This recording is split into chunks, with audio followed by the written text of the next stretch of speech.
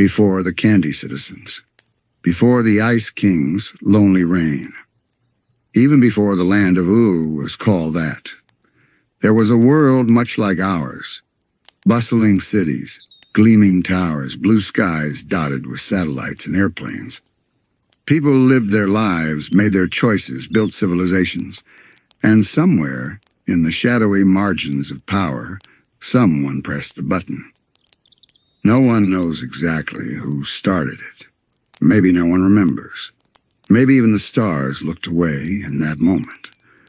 But what came next was a war so devastating, so all-consuming, that it reshaped the Earth itself. The Great Mushroom War. And no, there weren't actual mushrooms waging battle, though the name has become oddly whimsical over time. It was called that because of the towering, cloud-like plumes of smoke and fire that followed every explosion. The unmistakable shape of a nuclear blast, giant, bloated, and blooming in the sky like a terrible mushroom of doom. Hey, real quick, if you're enjoying this so far, I'd be so grateful if you subscribed. I put a lot of time and heart into making these videos, and every new subscriber genuinely helps me keep going. Thanks for being here. Let's slow down for a second. Take a breath. Can you imagine it? A world undone by its own inventions. Not overnight, perhaps, but quickly. Too quickly for anyone to stop it. One kingdom, one nation, one weapon after another. Until the soil itself could barely hold life, and magic, whatever that ancient force truly is, crept back in to fill the void that science had scorched away. Finn never knew that world, but its ashes cling to the corners of his story, in the shattered buildings deep beneath the Candy Kingdom, in the rusted wreckage of forgotten machines, in the glowing green pits that bubble quietly under forests. The war ended centuries ago, but it never really left. Some survivors made it underground. Whole societies formed in bunkers and tunnels. Others were changed, twisted by radiation, transformed by unknown forces that blurred science and sorcery. And over generations, memory became myth. Technology was mistaken for magic. History became bedtime stories, and then silence. But Adventure Time, for all its whimsy, never forgot. The show is littered with relics. A broken satellite dish atop a cliff. A recording from a long-lost commander echoing through the wreck of a ship. A lonely robot still guarding a mission it no longer understands. And sometimes, when the wind is just right, you can almost hear the echoes of that old world. A lullaby trapped in the static. A heartbeat under the soil. What caused the Mushroom War? Some believe it was humanity's lust for power. Others whisper of a cosmic force like the Lich, seeping into our reality through broken dimensional seams. Perhaps the answer lies in both. Or perhaps, as BMO once said, sometimes things just happen. The show never gives a full answer, and maybe that's the point. Because war, like time, erodes memory, and when you're trying to sleep, some questions aren't meant to be solved. They're meant to float, like a leaf on water, soft and slow and drifting. Let's take a moment and consider how much change the Land of Ooo has seen, not just in geography, but in energy. A shift from fear to wonder, from ash to adventure. In one moment, the sky turned red. In another, the clouds parted and let in sunlight. And over years, long, quiet years, life returned. Not as it once was, but in a new form. Sweeter, stranger, more magical. Now that's the strange beauty of Ooo. Born from ruin, but never ruled by it. Every blade of grass, every candy person, every friendly monster or treehouse or singing crystal, it all comes from a world that refused to stay broken. And deep beneath the silliness, the show keeps whispering. There's something sacred in starting again. There's strength in letting go of the past, even when the past leaves scars. and there's a kind of soft power in dreaming, even after nightmares. Yet some scars of the Mushroom War were never meant to fade. Some stories, though buried, still pulse beneath the surface of Ooo like a heartbeat under the floorboards. One of the earliest figures to emerge from that desolate, post-war time was Simon Petrikov, the man who would one day become the Ice King. Long before the crown twisted his mind and froze his memories, Simon was a simple man, a kind man, a scholar. He wandered the ruins of the old world, clutching an ancient crown that whispered cold promises into his ears. The crown itself was a remnant of something even older than the war, something magical, otherworldly. In the void left by science, artifacts like that found new meaning. They became both curse and salvation. For Simon, it was both. In trying to protect a little girl, Marceline, he slowly lost himself. But even that loss was a kind of love. You see, the Mushroom War didn't just fracture the earth, it fractured people. It cracked open their sense of time, of identity, of memory. Some tried to rebuild, others chose to forget, and some, like Simon, were caught in between. That little girl he protected? She grew up into a vampire queen, a being who carries both the innocence of childhood and the weight of centuries. Marceline remembers the old world in glimpses, a toy she once held, a song her mother used to sing, the quiet terror of empty cities and cold, abandoned homes. She and Simon are living relics of that era, and their bond, though tangled and tragic, is one of the few direct threads connecting the age of destruction to the age of wonder. Sometimes Adventure Time would drop little details, tiny breadcrumbs that hinted at the vast ruins beneath Ooo, a rusted tank half buried in sand, a glass bottle with a message too faded to read, an old computer still trying to calculate something, long after everyone forgot what the equation was for. And if you're watching with sleepy eyes, you might miss it. You might not notice that the treehouse Finn and Jake live in is growing out of a bomb crater, or that the Gumball Guardians were likely repurposed military defense systems, or that Princess Bubblegum's scientific prowess didn't come from nowhere. It was inherited from a time when science ruled absolutely, and the cost of that power was everything. There's something gently haunting in all of this, a reminder that even in the brightest stories, shadows stretch long, and yet the world of Ooo chooses joy. It doesn't ignore the past, but it doesn't drown in it either. Think of how the landscapes have changed. Forests that glow, mountains that hum, oceans that seem to remember your name.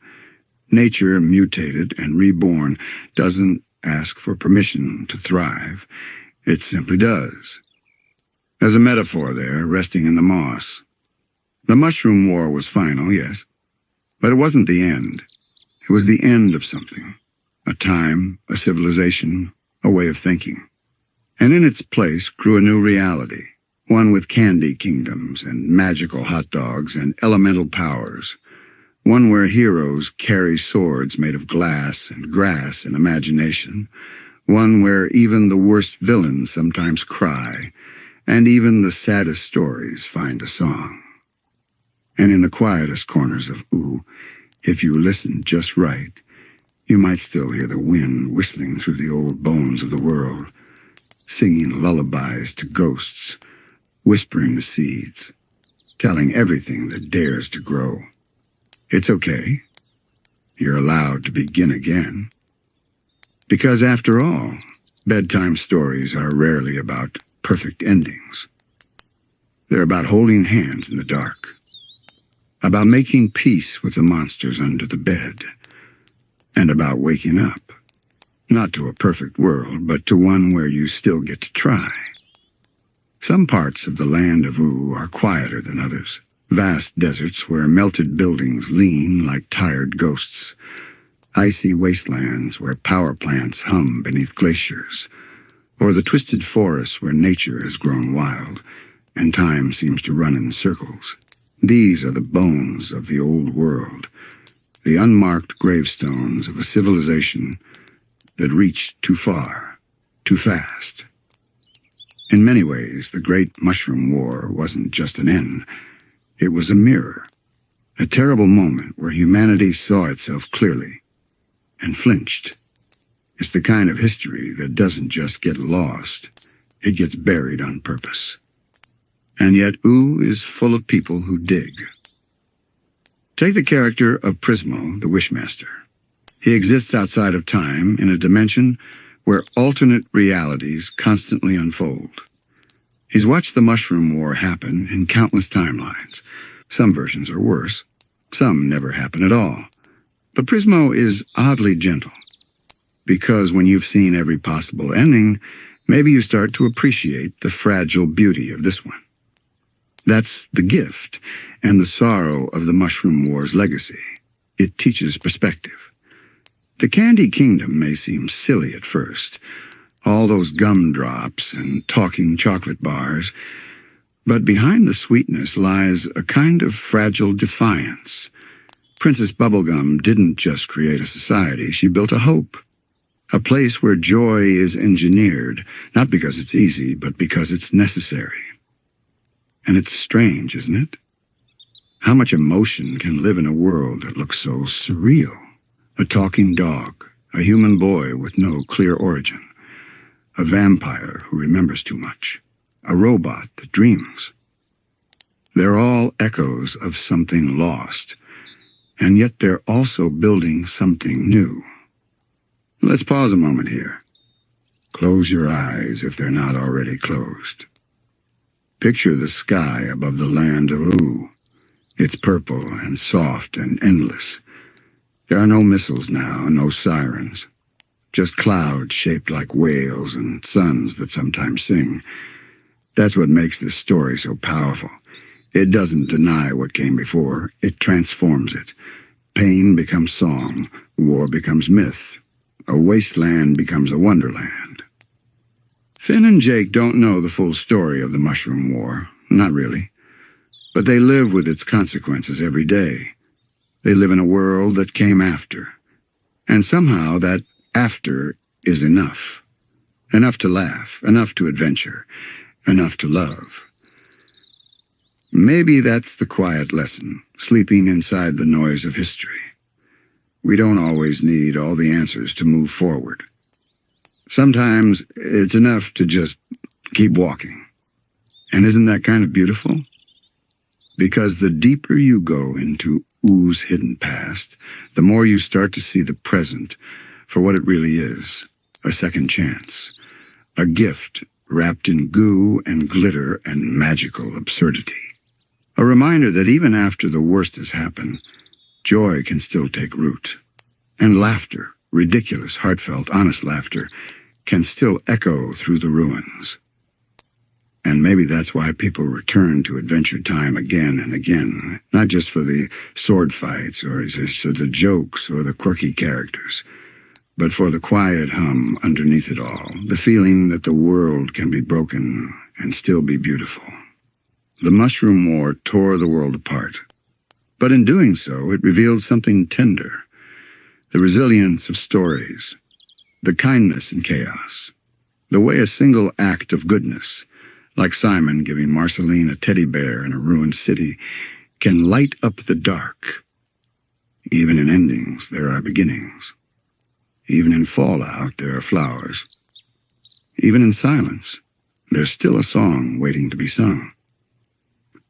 And now, as we near the end of this first chapter in Oo's hidden history, the silence of the past feels softer, less threatening, like something that's finally had time to rest. Because if you listen closely, really closely, you'll notice that Adventure Time doesn't dwell on the horrors of the Mushroom War. It holds them gently, reverently, like a memory too sacred to shout about.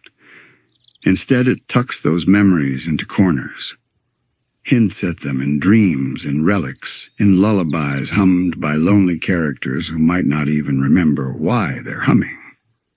There's a quiet grace in that. A recognition that while the Mushroom War may have ended the world as it was, it also planted the seeds of the world that is. It made space for magic to return, for candy people to exist, for heroes to rise not from kingdoms or bloodlines, but from choice. And so we have Finn, just a boy, born long after the war, carrying a sword too big for him and a heart that always seems to know the right thing. Finn doesn't remember the bombs or the fire. He doesn't know what came before. But in many ways, he's the purest answer to it. Because Finn is what the world becomes after. Not hardened, not bitter, but kind, adventurous. Brave in a way that doesn't come from muscle or might, but from being willing to help even a snail cross the road. And then there's Jake, a magical dog who stretches across dimensions but never forgets to make you laugh. His love for Finn, for BMO, for his family, it's a kind of warmth that radiates through Ooo like a healing spell. Together, they live in a world born from ruin, but they don't treat it like one. To them, Ooo isn't a wasteland. It's a playground, a canvas, a home. And that's what truly matters. Because stories like this, they remind us that endings aren't really the end. They're turning points. They're breaths before the next sentence. And sometimes, when everything has fallen apart, the smallest joys can rebuild the world. A song shared by a vampire and her old friend. A robot who learns what love is. A gum princess, ruling with science and sweetness. A human boy laughing into the wind. The Great Mushroom War is the scar under Oo's skin. But scars don't make something ugly. They make it real. They mark survival. And survival, when mixed with hope, becomes something extraordinary. So as this segment comes to a close, let your thoughts drift like ash into starlight. Let the weight of that ancient war settle and dissolve. Because the truth is, you don't need to understand every detail of what happened back then. All you need to know is that from it came Ooo, strange and magical and impossibly alive.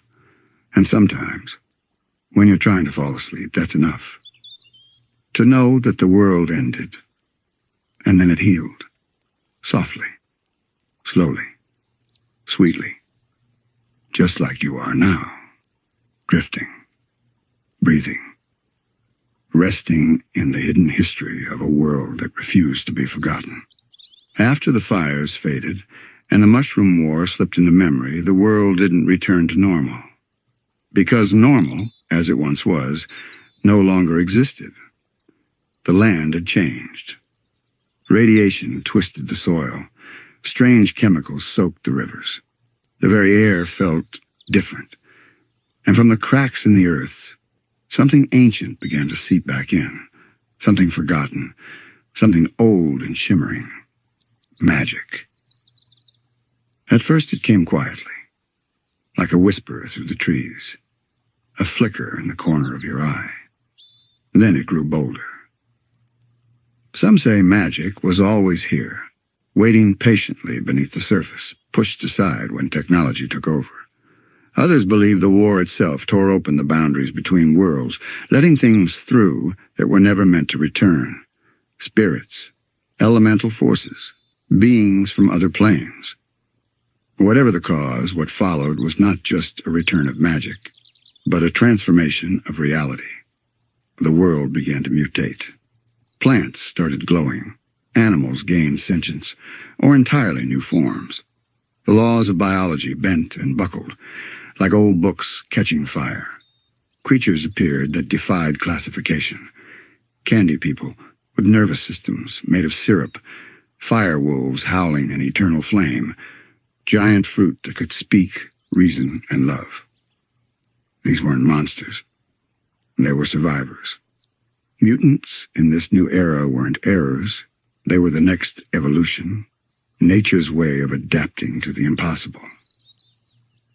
But for every wonder, there was a shadow. Not all mutations were kind. Some beings became warped with rage or grief, spirits with no names, creatures that couldn't stop screaming, hybrids so twisted they could only survive by hiding in caves or under layers of illusion. They were called Nightosapiens, goo zombies, lichlings, and worse. Magic, too, had a price. It never came without consequence. Some who wielded it paid with their minds, others with their time, aging backwards or sideways, or not at all. Still, the world adapted. Slowly. Painfully. Entire biomes emerged that were steeped in arcane energy. The Fire Kingdom, glowing with eternal heat. The Ice Kingdom, ruled by cold sorrow. The Slime Kingdom, where form was a suggestion and time was slippery. And, of course, the Candy Kingdom, a society engineered by science but touched irreversibly by magic's return. And in the middle of all this strange new growth were the people, or what was left of them. The few remaining humans, if they survived at all, scattered. Some went underground, others tried to build bunkers, preserve knowledge, hold onto the past. But the past was slippery. It didn't want to be held. It melted in their hands like snow. Some humans began to mutate too. Not just physically, but emotionally, spiritually. Their children were born with gifts they didn't understand. The lines between species blurred. Between science and sorcery there was no longer a wall, just a fog. And within that fog, a new kind of life took hold. Magic users started to emerge again. Wizards, witches, shamans. Some were born with innate abilities, others learned from ancient scrolls or enchanted relics buried deep in the post-war soil. Wizards like Ron James and Hunson Abadir, rulers of shadow realms. Witches like Maya, who could twist the souls of the living. And beings like Magic Man, whose power was limitless, and whose madness was the price he paid for it. But even among the strangest of the strange, there was balance. The world, as broken as it had become, didn't stop spinning. It adapted. It sang. It shimmered. Ooo became a place where the ancient and the futuristic coexisted. Hovering battle drones would drift through fields of enchanted sunflowers. Alchemy and artificial intelligence danced like old friends. And high atop mountains, where gravity was more of a suggestion, star children built homes shaped like dreams. And through all this blooming chaos, this enchanted, mutated rebirth, there were those who remembered what the world once was, and those who didn't want to remember at all. Some survivors of the pre-war era clung to what remained of science. They kept circuits in jars, whispered formulas like prayers, and tried to rebuild machines from scraps. But even they had to admit that the rules had changed. In the Land of Ooo, logic didn't always behave. Water flowed upward in some rivers. The moon sometimes blinked. A forest could shift positions overnight. And amidst all that strangeness, some of the most powerful figures were those who straddled the line between science and sorcery. Princess Bubblegum was one of them. Born from candy biomass and scientific genius, she forged a kingdom that felt like a laboratory wrapped in a dream. Her very body was a product of mutation and intentional design. She spoke in chemical equations, but her heart beat for her people. Sentient sweets who smiled, laughed, wept, and lived. PB didn't just rule. She tinkered. She engineered souls from sugar. She weaponized joy. And over time, she learned to wield magic, too, though she rarely admitted it. To her, magic was just science that hadn't been quantified yet.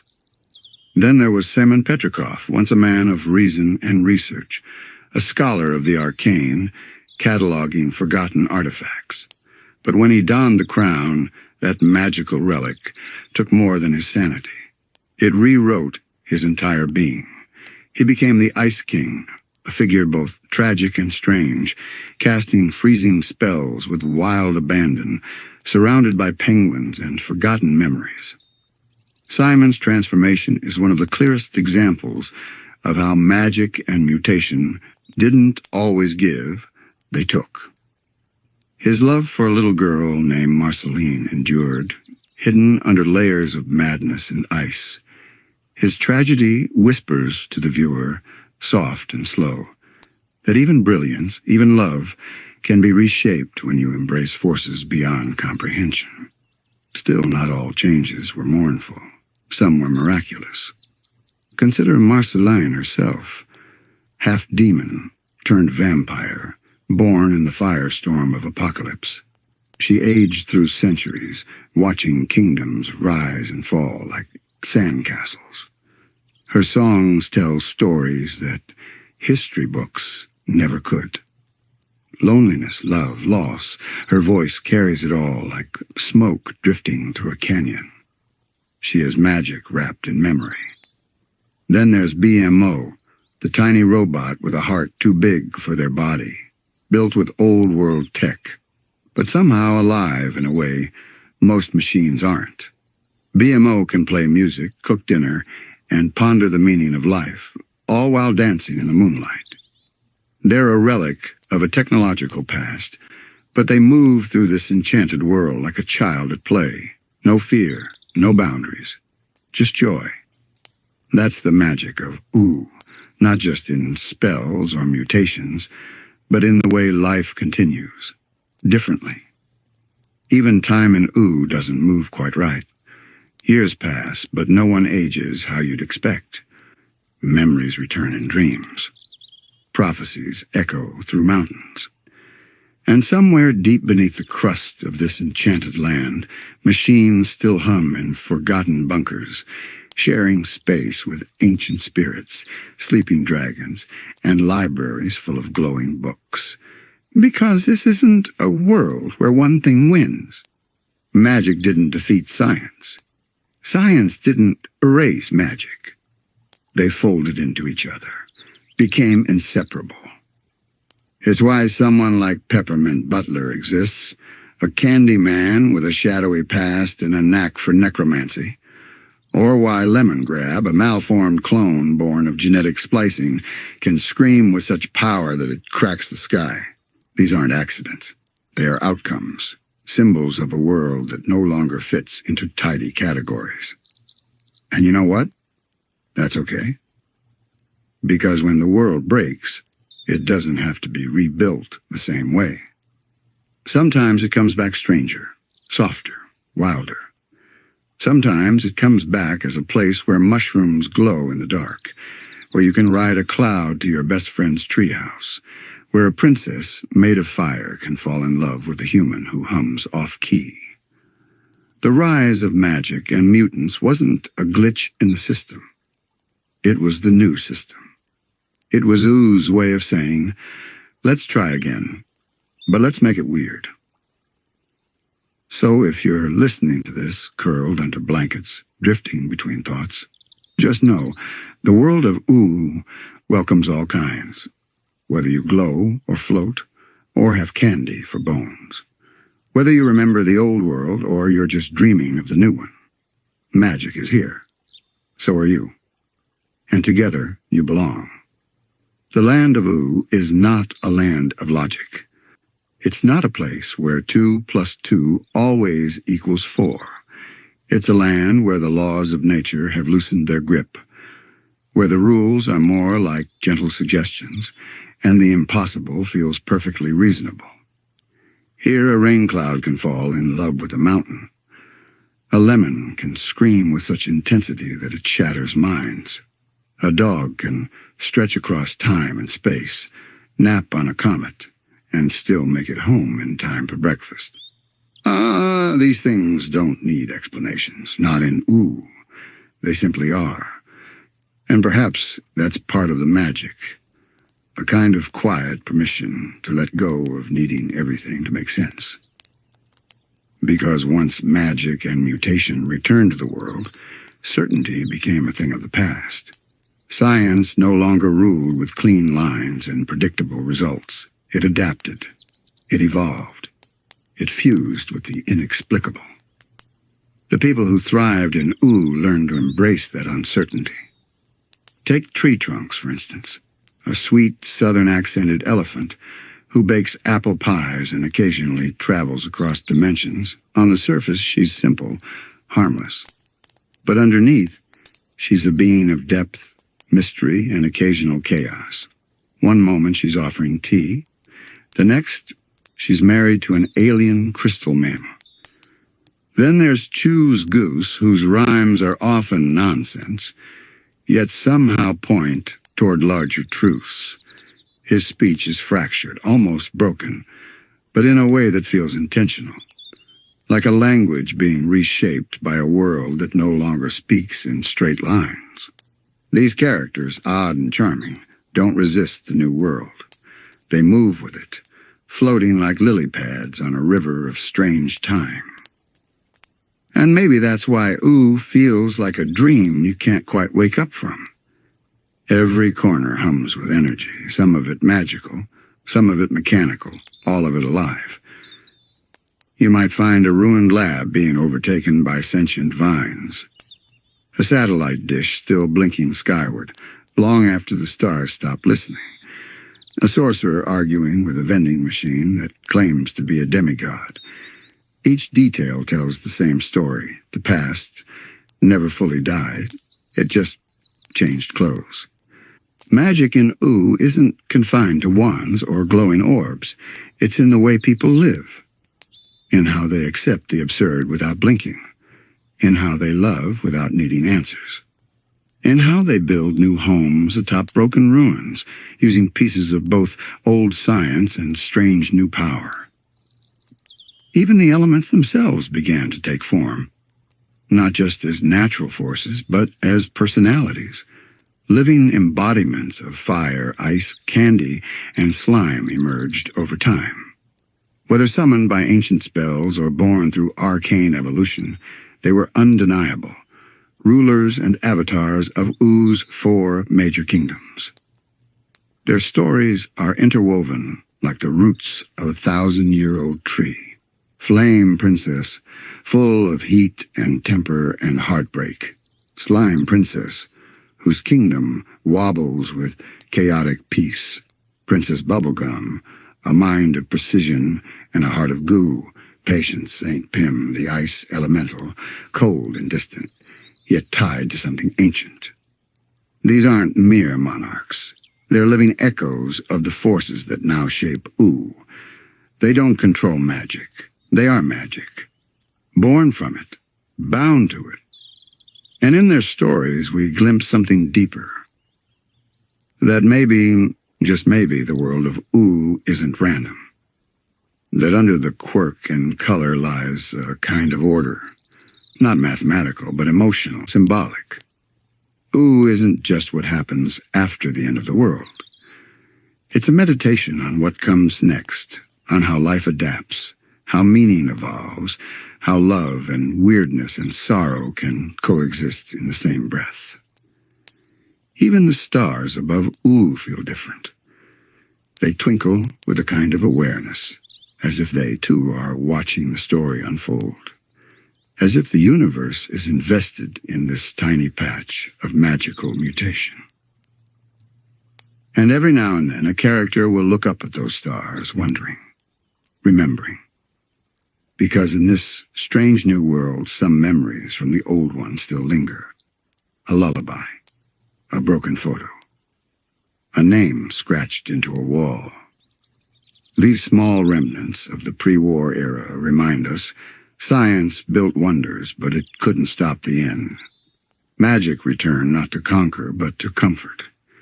And somewhere between the two, between wires and spells, Ooo was born. A living paradox, a playground for the surreal, a sanctuary for the forgotten, and a reminder that life, real life, isn't about understanding everything. It's about feeling it, letting it wash over you, letting it lull you to sleep like a lullaby written by a wizard and sung by a machine. If you listen closely and, really listen, you can hear the world breathing. Not in the way it used to when engines roared and satellites blinked, but in a softer, deeper rhythm. The heartbeat of magic, of mutation, of all things odd and oddly beautiful. And nestled within that rhythm is a kind of peace and knowing, a quiet agreement that the past is not coming back, but something wonderful took its place. This new world doesn't ask for explanations. It asks for openness, for imagination. Because here, even the rules are alive.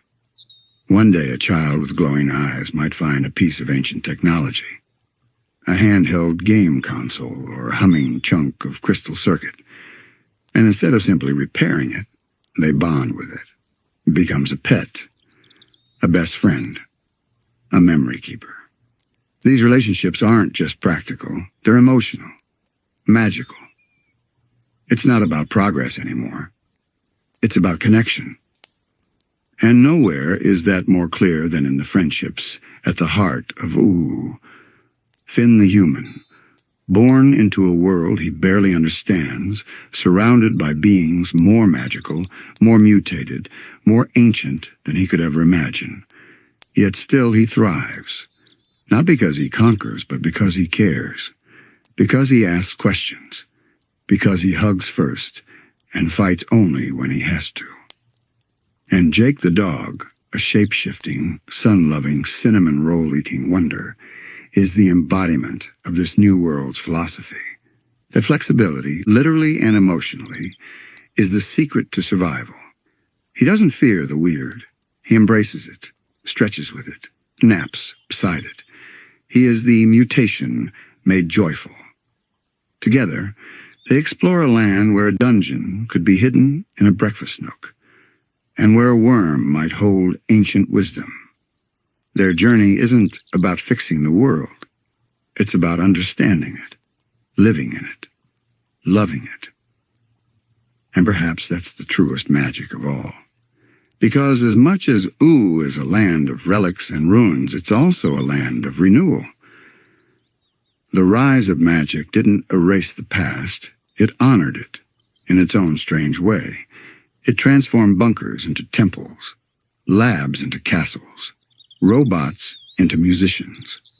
The detritus of science became the soil in which enchantment grew. Even the monsters, the mutations, many of them didn't mean harm. They were simply new. Strange, yes. Sometimes scary, but also misunderstood. Like Sweet Pea, the reincarnation of the Lich, who grew into a gentle, curious child with glowing green eyes and a soul unburdened by evil.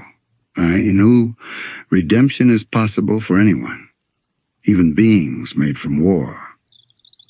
That's the heartbeat of this world. Not just the acceptance of change, but the celebration of it. Not the return to what was, but the embrace of what could be. So when you drift to sleep tonight, picture the land of Ooo glowing softly under twin moons. Imagine the wind whistling through the Candy Kingdom, carrying the scent of fresh-baked pie and ozone. Hear the hum of distant spells, the click of robot feet on glassy stones, the slow rise and fall of a mountain that's quietly alive. Know that in this world, this tangled dance of science and sorcery, you belong, just as you are. Because the rise of magic and mutants wasn't the end of the story. It was the beginning of something braver. A world without boundaries, without binary thinking, without fear of being different. In Ooo, the question isn't, what are you made of? It's, what can you become? And the answer, as always, is wide open, like a book with glowing pages, like a path through the forest that leads to somewhere unexpected, like a dream you keep having, where everything is strange, and somehow still home. So close your eyes now. Let that strangeness wrap around you like a warm blanket. And if you find yourself floating in a sky full of talking stars, or sipping tea with a wizard cat, or dancing with a mutant jelly bean, just smile. That's the magic of Ooo, and it's waiting for you, always. Beneath the vibrant chaos of the Land of Ooo, below the sweet swirl of the Candy Kingdom, and the frozen peaks of Ice King's lair, something sleeps. No, not just one thing, many things. Old things. Silent things. Things that remember the world as it once was, before the Mushroom War, before the rise of magic, before even the first giggle of Princess Bubblegum echoed through the air. The Forgotten Kingdoms. They're not always easy to find. Some are hidden under layers of rock, their bones turned to crystal. Others are nestled deep in enchanted forests where time slows down or loops backward. A few remain in plain sight, camouflaged by the present, blurred by time, half swallowed by the vibrant weirdness of modern Ooo. But if you know where to look, if you squint just right, you'll see the ruins, the clues, the whispers. Take, for instance, the underground kingdoms. Far below the surface, where the roots grow thick and the soil carries the scent of memory, ancient halls still echo with forgotten footsteps. These places are not empty, they're echoing with the laughter of vanished peoples, with the last breath of empires whose names no one remembers. Some believe these subterranean kingdoms were once great bastions of pre-war humanity, vault cities perhaps, built to protect the chosen few from the horrors above, places of gleaming tech and filtered air sealed off, self-contained. But something went wrong, or perhaps something changed. The machines kept working, but the people didn't stay the same. Over centuries, long after the sun returned and the surface bloomed with life again, these vaults opened, slowly, cautiously. Their inhabitants stepped out into a world of monsters and magic, and in some cases, they didn't survive the transition. Others adapted, mutated, evolved, or fused with the very magic that had flooded the surface. Whole new civilizations were born in that moment of crossing. But the ruins remain. You might stumble into one without realizing it. A staircase in the middle of a forest, a hallway that leads nowhere, a mosaic buried beneath the moss that tells a story no one knows how to read. These moments feel like dreams, like you've brushed up against a memory that doesn't belong to you. There's one place, a recurring vision in the dreams of many travelers, called the Crystal Citadel, floating somewhere in the fabric between dimensions, anchored in emotion and memory. Some say it was a prison, others a sanctuary, a relic of a civilization that watched over time itself. It's not always there. It drifts, appears when it wants to be found. And when it does, it glows, not just with power, but with pain. You can feel the sorrow in its stones, like it remembers what it lost. That's the thing about the ancient civilizations of Ooo. They're not just history. They're feeling. They're grief, joy, hope, confusion, longing, frozen in architecture, trapped in enchanted artifacts, or passed down through half-remembered songs. There was once a desert kingdom, too, vast and golden, buried beneath the sands. The only hint of its existence is the occasional mirage, a towering archway shimmering on the horizon, a lonely statue with 6 arms reaching toward the stars. Travelers report hearing voices on the wind in these places, gentle singing voices, speaking in languages no one has heard for 1,000 years. And what of the swamp choirs, a civilization of singing amphibians, perhaps, whose music kept the water itself in harmony. Some say their songs could heal wounds and calm storms. Others believe their melodies were the only thing keeping the slumbering beast beneath the swamp from waking. They are gone now, or maybe not. Maybe they just changed form, took new names, became background characters in the story of Ooo. But they were real. Their marks are still there if you know how to feel for them. Because in Ooo, the past doesn't vanish. It lingers. It hums beneath your feet. And sometimes, if the moon is full and you're very quiet, you might hear the heartbeat of a forgotten kingdom, still beating far below. Not all the forgotten kingdoms lie below the ground. Some are etched across the very sky. Floating empires built upon clouds or suspended in air by long-forgotten technology, or perhaps magic so old and stable it simply hums in the background like a lullaby. There are myths of the Sky Shepherds, an ancient civilization that rode massive beasts of the air, their cities carried upon the backs of flying whales. These cities, shrouded in cloud and mist, would drift above Ooo, only visible during certain alignments of the stars. Their culture was deeply philosophical. They believed gravity was a curse. The true wisdom could only be achieved when one detached entirely from the earth. Some say they vanished. Others whisper they simply ascended. Every now and then a child looks up and swears they see a city floating among the clouds. And every now and then a book falls from the sky. A book written in ink that glows in a language no one can quite translate. But when you touch the pages, you feel the meaning in your chest, a warmth, a sorrow, a warning. Far to the east, farther than most maps dare to go, there are stories of the Stone Hive, a civilization of bee-like humanoids who carved their homes inside living mountains. Their entire society was built on rhythm. Communication was vibration. Ceremony was percussion. Their cities hummed like a living metronome, each citizen tuned to a frequency that gave them purpose.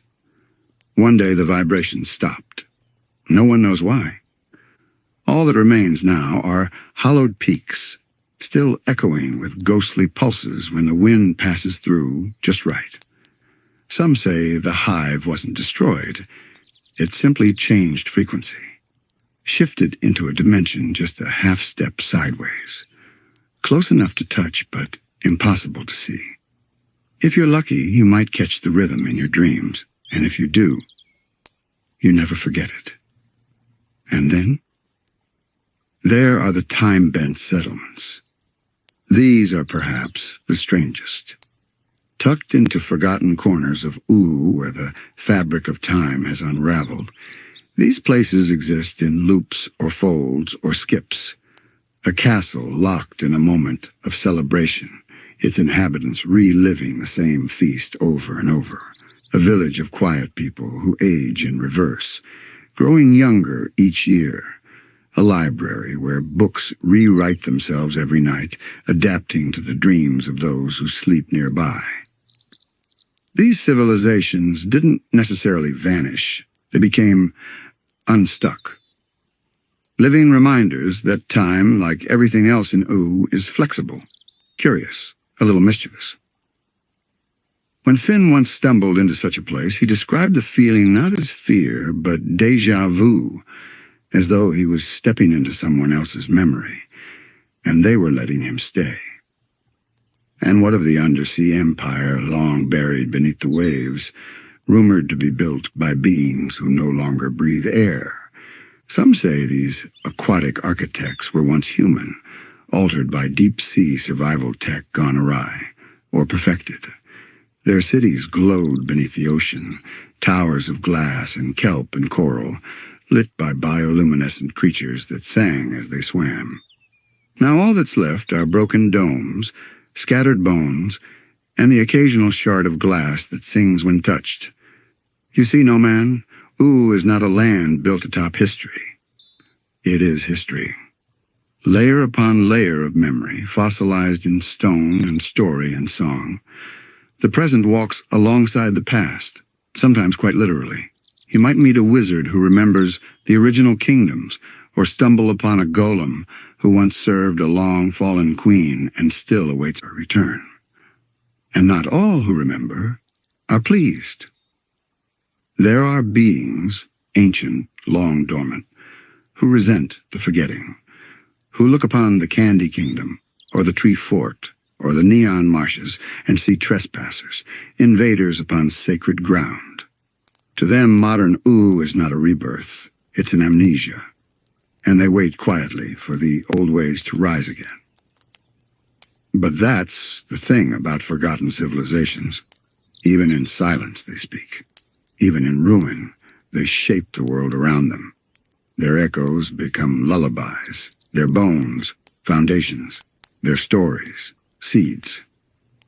So when you see a strange carving on a rock, or hear a name that no one remembers, or find a doorway that leads to nowhere, pause.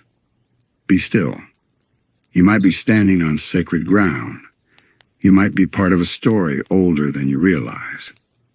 You might be the one destined to remember. In the whispering woods near the outer edge of Ooo, veiled by eternal mist and stubborn silence, stands a crooked ruin often called the Moonstone Cloister. The trees here bend ever so slightly toward its broken archways, as if bowing in reverence or fear.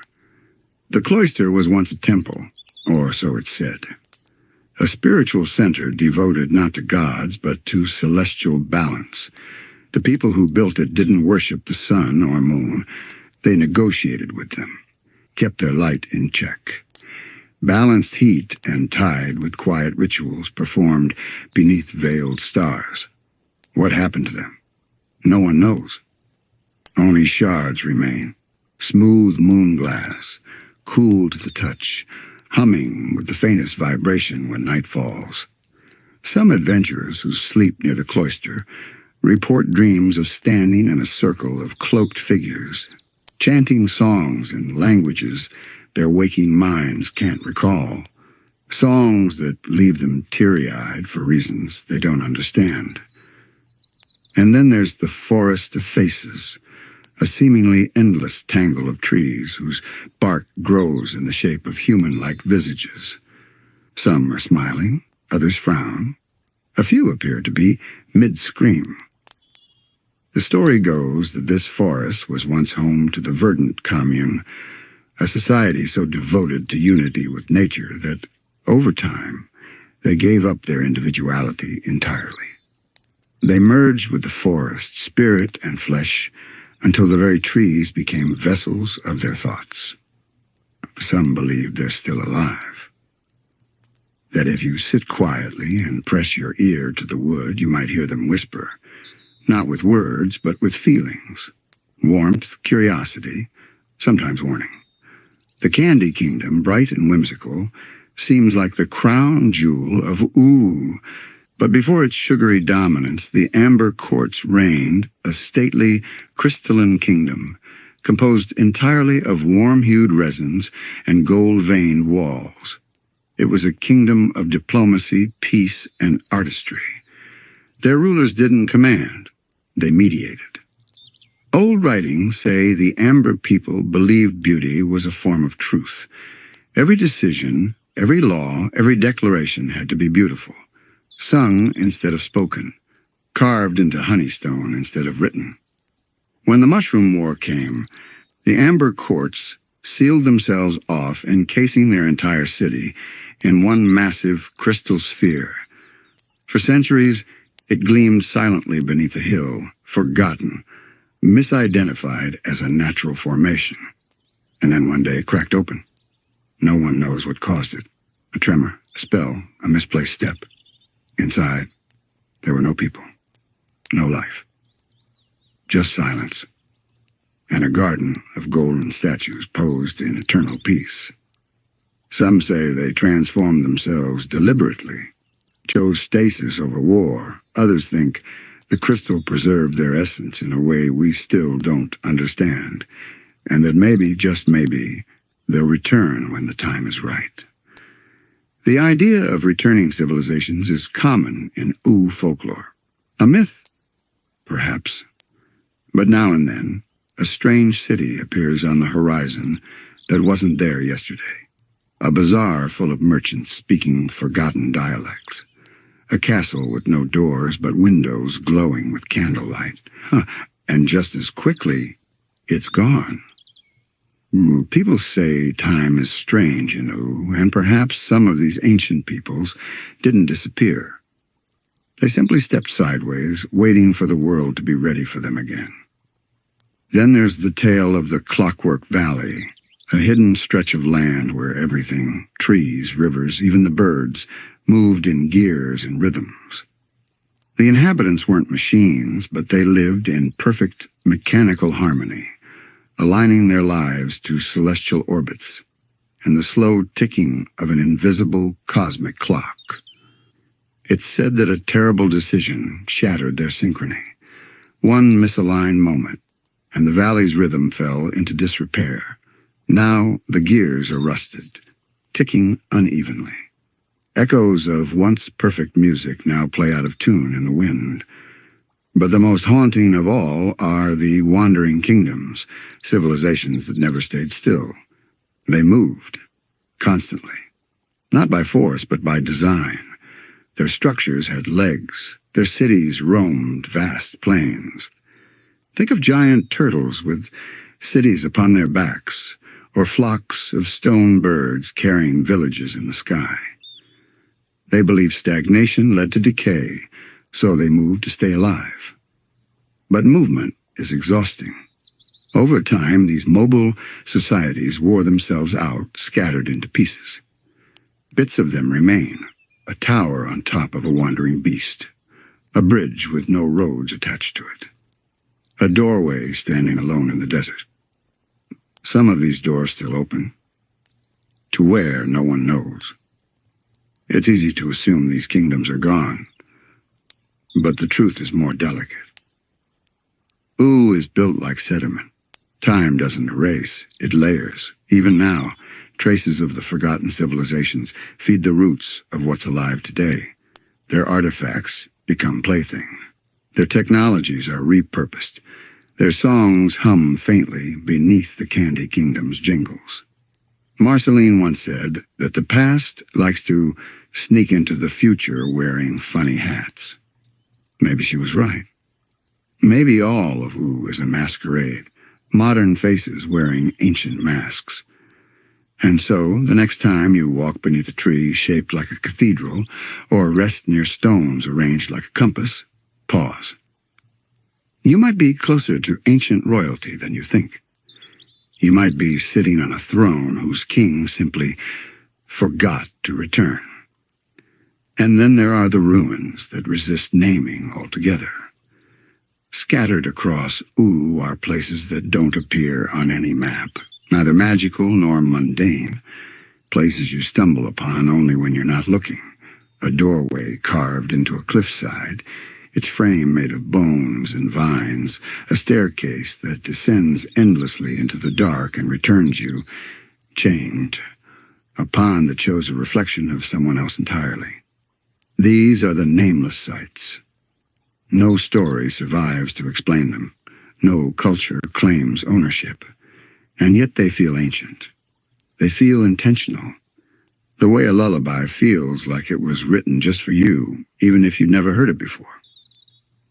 Some say these are the leftovers of civilizations so old, they predate memory itself. Civilizations that never used language, who spoke through dreams and gestures and the hush between heartbeats, who etched their beliefs not in stone, but into the rhythm of the earth itself. When you walk across their lands, you feel it. Not as fear, not even awe. Just that subtle awareness that you are not alone, and maybe never were. Some adventurers spend their lives chasing these places, not for treasure or glory, but for the feeling. That electric hush when you enter a forgotten space and everything goes still, as if the universe is leaning in, waiting to see what you'll do, what you'll remember. Because to remember something long forgotten is a kind of magic in itself. And then there are the whispers, tales passed down in firelight and under blankets during thunder, tales of the first civilization, so ancient that even the gods called them elders. No one agrees on what they looked like or how they lived. Some say they were giants who carried forests on their shoulders. Others say they were small, like grains of sand, and lived in colonies beneath our feet. But the details don't matter. What matters is this: they're not gone. Not entirely.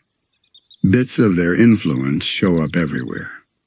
In the patterns on ancient tapestries, in lullabies sung to children in every kingdom, in the shape of the mountains, which seem to curve like sleeping bodies if you tilt your head just right.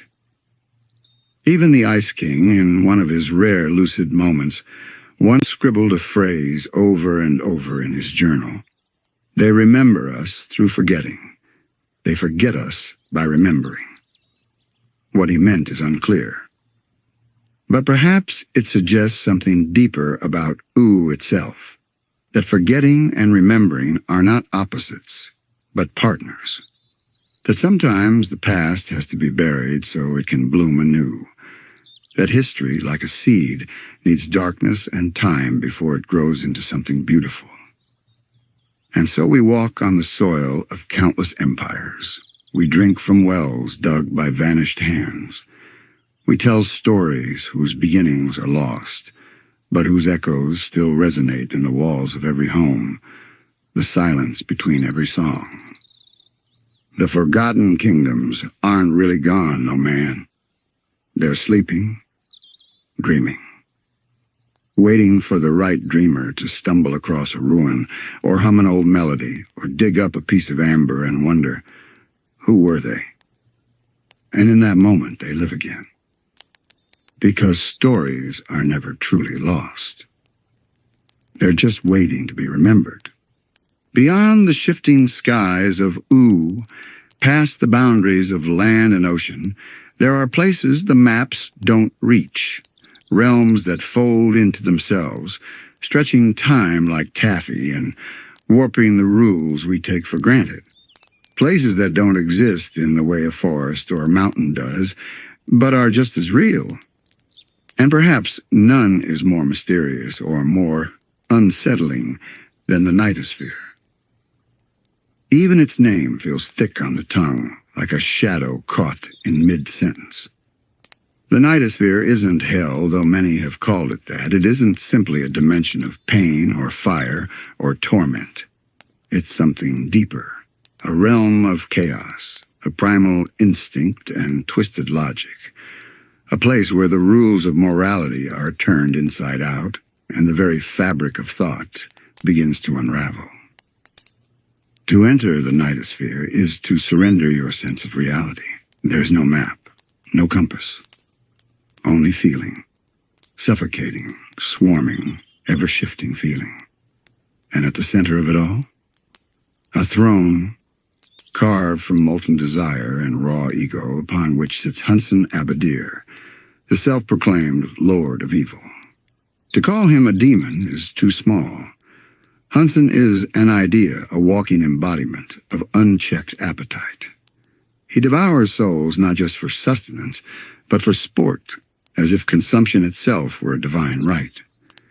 And yet, he's also a father to Marceline. That contradiction between his monstrous nature and his familial bond offers a strange, disorienting glimpse into the Nightosphere's complexity. Because beneath all its horror and absurdity, there is a strange kind of order, a pattern that pulses beneath the surface like a heartbeat beneath cracked stone. The Nightosphere, for all its chaos, functions. Its creatures thrive, its systems persist. Its pain has purpose. Some say the Nightosphere isn't evil, it's honest. It doesn't hide behind illusions of fairness or kindness. It reveals the raw, unfiltered core of existence: hunger, fear, power, longing. It dares you to look at the parts of yourself you'd rather bury. And that's why it terrifies. Not because it's foreign, but because it's familiar. There are doorways to the Nightosphere scattered throughout Ooo.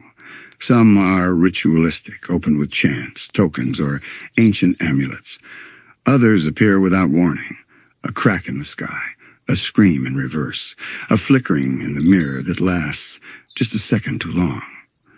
Finn and Jake have ventured there before. And while they escaped physically unharmed, there's a sense that part of them stayed behind, a sliver of their courage, or their doubt, trapped in the folds of that dimension, whispering to them when the world goes quiet. But the Nightosphere is just one realm in a constellation of strange and wondrous dimensions that surround Ooo like dream layers, thin veils of possibility brushed against one another. There's the crystal dimension, a gleaming, prismatic world of sharp beauty and refracted logic. Here, everything, from thoughts to emotions, bounces, repeats, distorts. The people speak in patterns, not words. Their laughter loops. Their tears shine like gemstones.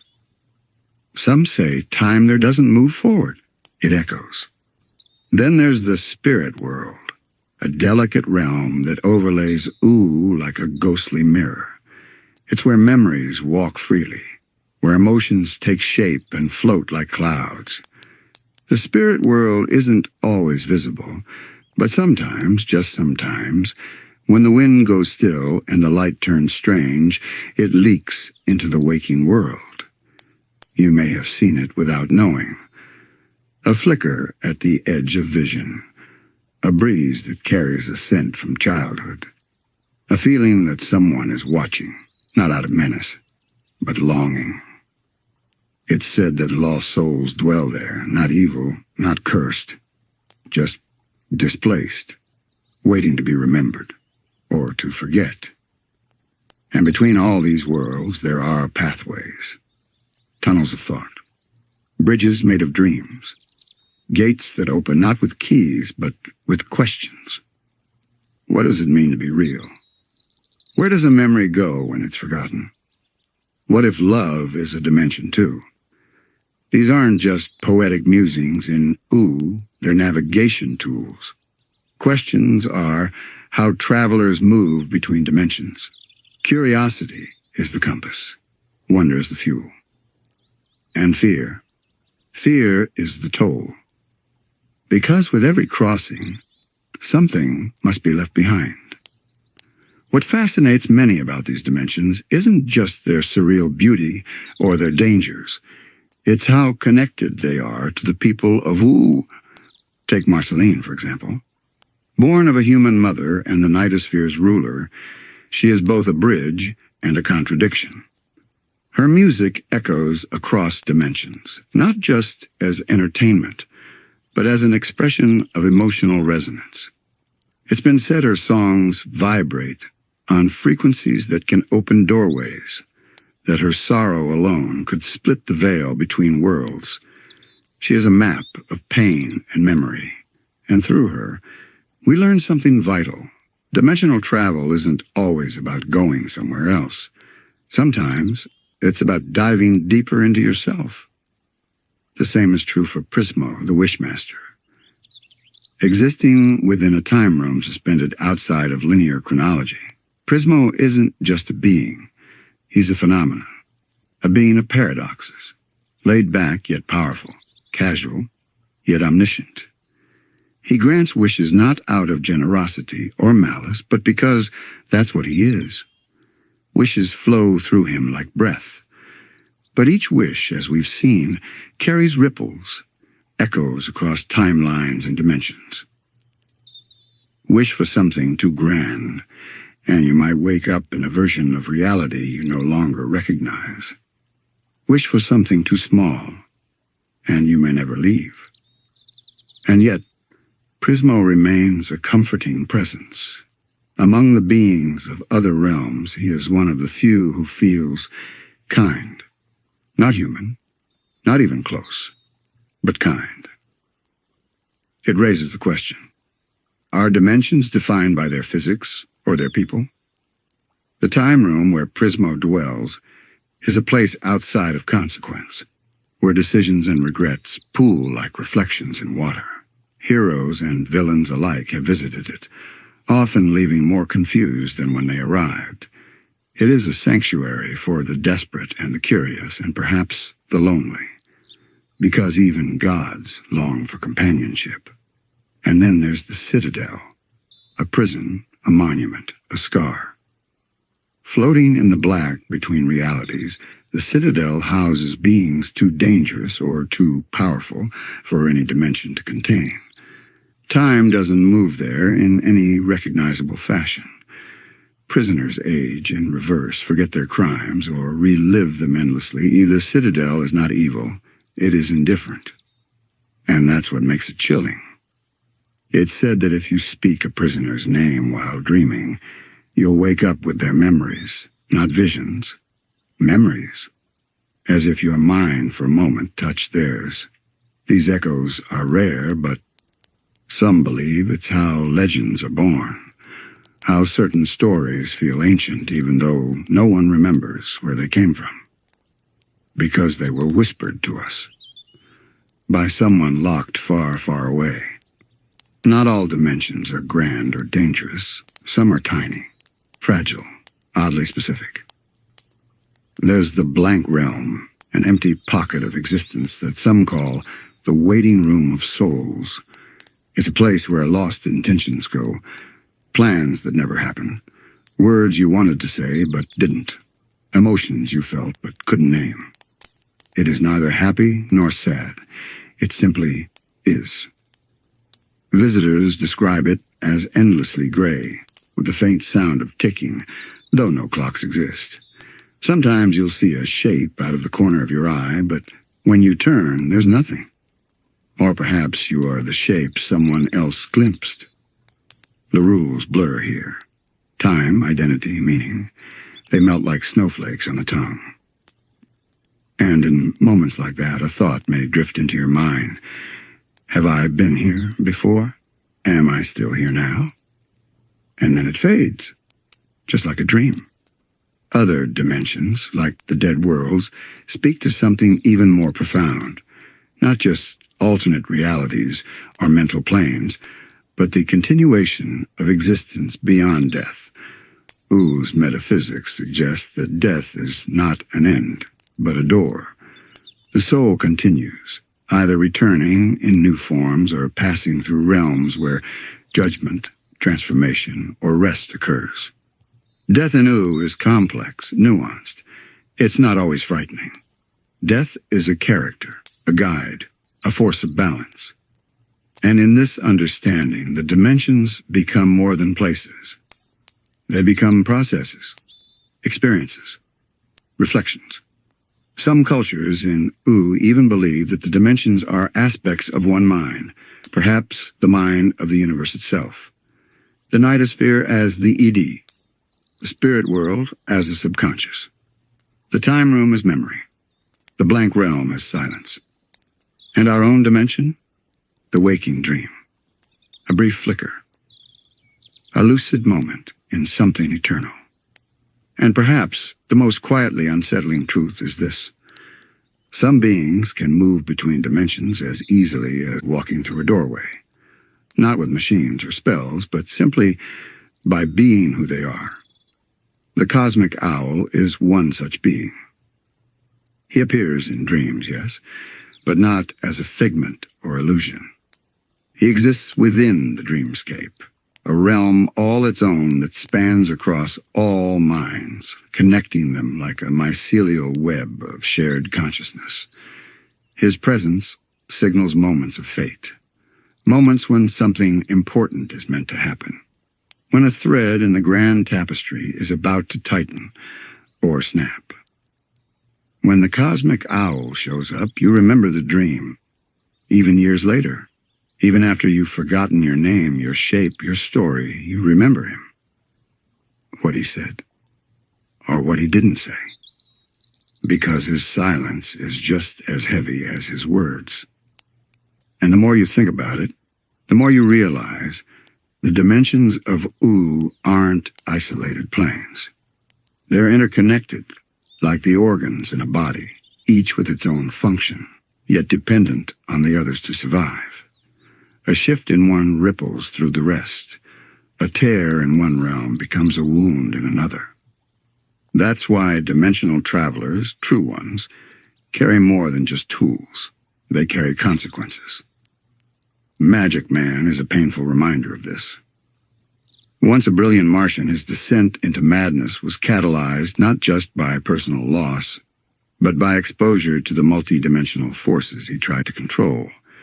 His experiments warped not only space and time, but also his own morality. He became cruel, absurd, unpredictable, a trickster god with a broken heart. He didn't just travel through dimensions, he bent them. And in doing so, he broke himself. But even he found redemption, transformation into normal man, a reminder that dimensional journeys aren't always outward. They can be journeys of healing, too, of learning to let go of the past, or finally face it. Because in a way, every character in Ooo is a dimensional traveler, whether they realize it or not. Jake the dog, for instance, has access to an undefined realm of stretching space. His powers aren't merely physical, they're dimensional. He can transform, shrink, expand, twist. His body doesn't obey normal physics because he doesn't live entirely within one. And the source of his powers, a cosmic entity known only as the shape-shifting creature from the fifth dimension, his biological parent. Jake isn't just from Ooo. He's of it and beyond it. And then there's BMO, sweet, cheerful BMO, who may seem like just a gaming console with a heart, but is far more. BMO has shown the ability to shift between modes of perception, between human-like sentience and cold logical programming, and occasionally it seems as if BMO sees more than others do, knows more, remembers things that haven't happened yet. It raises the question, is BMO a creation of technology, or a vessel for something older, something dimensional? Because BMO dreams. And dreams are dimensional doorways. Even Lich, the great force of death and entropy, is a being of dimensional consequence. Born from the detonation of a mushroom bomb, he is entropy made flesh, a literal echo of the world's collapse, fused with hatred and nothingness. He has attempted, more than once, to breach dimensions, to extinguish life not just in Ooo, but everywhere. His existence threatens the balance of all realms. And yet, the Lich too is bound by dimensional rules, banished, reborn, reformed. His evil is cyclical, like the turning of a massive, invisible gear, one that spins behind every world. Even evil, it seems, has a dimension of its own. And just as every world can house a hero, every dimension has its guardian. Glob, Grodd, Gob, and Grodd. The deities worshipped by many in Ooo were not just gods, but cosmic beings capable of existing across layers of reality. Their actions shaped planets, guided stars, and sometimes just messed with people. They weren't all-knowing, but they were aware. They had access to the backstage of existence, to the threads that hold everything together. And their departure, through destruction, transformation, or ascension, left a vacuum. One that others, like Prismo, or even Ice King in his madness, occasionally brush against. Because dimensions, while vast, are hungry. They yearn for inhabitants, for meaning, for story. And maybe that's the most wondrous idea of all, that dimensions are built not only from atoms or magic or data, but from stories. Every laugh, every tear, every heartbreak, every quest undertaken, every dream forgotten. All of it adds weight to the invisible architecture of reality, which means, in some way, you, dear dreamer, are a dimensional traveler too. Every time you imagine, every time you wonder, every time you listen to tales like this and feel something stir within you, an old memory that isn't yours, or a longing for a place you've never been, you've stepped into another world. Softly, quietly, but completely. As we step further into the hush of dimensional wonder, we return to one of the most curious truths of all. Some dimensions don't feel like places at all. They feel like moments. Somewhere between thought and time. Like standing at the edge of sleep and memory, unsure which way is forward. Ooo is filled with spots where reality is thinner, where a tree stump whispers secrets, or the wind carries voices not your own. There are places where clocks spin backwards, where footsteps echo before you take them, where names don't stick, but feelings linger like smoke. And maybe that's what makes the dimensional fabric of this world so haunting, its familiarity, as though we've walked these halls before, maybe in dreams, maybe in forgotten lifetimes. The shimmer of the Nightosphere, the stillness of the blank realm, the laughter in Prismo's time room. They all feel like echoes of something buried in our own hearts. In these corners of the universe, stories are currency. Intentions have weight. Even lies can birth entire realms if they're told with enough belief. And it begs a quiet question. How many of the dimensions we pass through every day are of our own making? When Finn and Jake leap through portals, when they battle nightmares or stumble into dream logic, they remind us that the boundaries between dimensions aren't always cosmic. Sometimes they're personal. Grief is a dimension. So is love. So is forgiveness. And when you lose someone, it can feel like they've simply slipped into another world, still out there just beyond reach. It's why so many characters in Ooo spend their lives chasing the unseen.